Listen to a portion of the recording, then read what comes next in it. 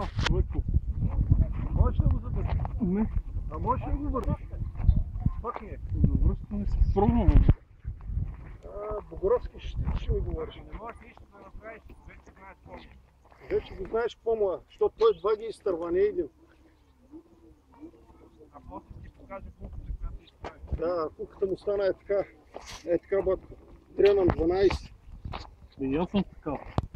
Казай му тук под 10 чинта да не употребявате, ма вие не му слушате под 18 за повод. Поне си караш малко по-спокойно товарния влак. Малко го пускаш и по-надолу нищо от време на време.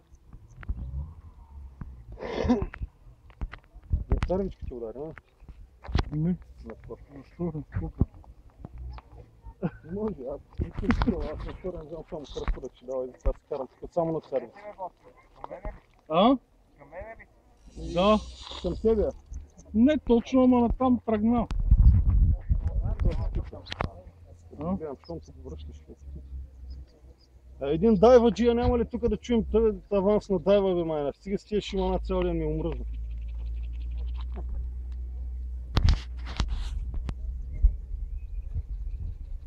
Клипчета ли му правиш? После ще пускат форма там да го гледат. Пич как? Прати го на Ивчо, на моят приятел Панталев. Клипче ли правиш? Да, бе. Това те жива, знам какво. Снимам ти върха какво прави. А? Снимам ти върха какво прави. Стурнали са с ряд иначе. Да.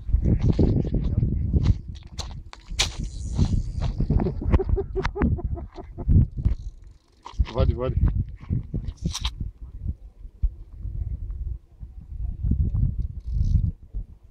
И добре, това утре на състезанието. Аз за какво ви говоря, бе, момчета? Че тук не е много.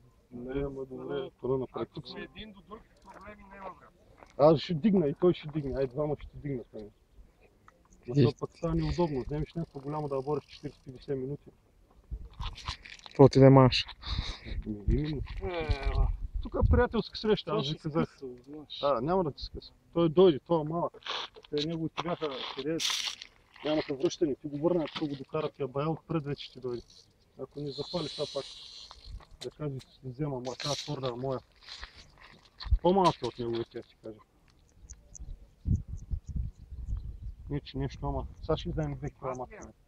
А? Това е някакъв 2 кг. Ева, ти си 2 кг, ако ми говориш ти. Браво, бе, Бошка, бе! Бошката шампион, бе, утре ще видиш какво става, аз залагам на него. Ивката Вълк само ми липсва тука. Да, на връщане ще минат, взема още 10 такива кошнички, малко добре. Айде, лак. Скъса ли? Това ще видим. Изправяме тук. Я дай тук. Не, само е джук. Аре бе.